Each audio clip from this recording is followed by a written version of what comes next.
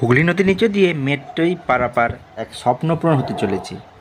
প্রতিদিনের পক্ষ থেকে আপনাদের সকলকে স্বাগত জানিয়ে আজকে একটি বিশেষ প্রতিবেদন নিয়ে আলোচনা করব। আর যখন গঙ্গার নিচে দিয়ে এই মেট্রোটি পারাপার করবে তখন মনে হবে বিপুল নীল জলরাশির মধ্য দিয়ে আপনারা অতিবাহিত করছেন, সেই সঙ্গে বড় বড় মাছ দেখতে পাবেন। তো চলুন এই বিশেষ প্রতিবেদনটি আমরা দেখে নিই। নমস্কার। হুগলি নদীর নিচে দিয়ে মেট্রো ভ্রমণের স্বপ্নপূরণ এতদিনে সফল হবে কলকাতাবাসী। হুগলি নদীর নিচে দিয়ে 520 মিটারের এই টানেল এর অংশটা আপনারা যাতায়াতের সময় একটি অন্য অনুভূতি যাতে পান সেই জন্য মেট্রো রেলওয়ে একটি নতুন ব্যবস্থা নিয়েছে। এই টানেলটি আমরা অতিক্রম করতে সময় নেব 45 সেকেন্ড। এই যাত্রাপথকে সুন্দর ও স্মরণীয় করে রাখতে মেট্রো কর্তৃপক্ষ বিশেষ উদ্যোগ নিয়েছে। হুগলি নদীর নিচে দিয়ে এই টানেলের অংশটি ঘন নীলের আলোয় আমরা সজ্জিত করতে চলেছি।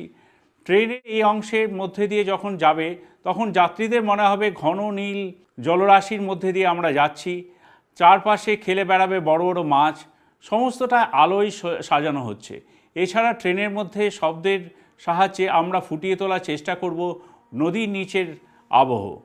আশা করি আপনাদের এটি ভালো লাগবে। আমরা এই ভিডিওটি আপনাদের সামনে আনতে চলেছি একটু কার্টুন রেজার হিসেবে।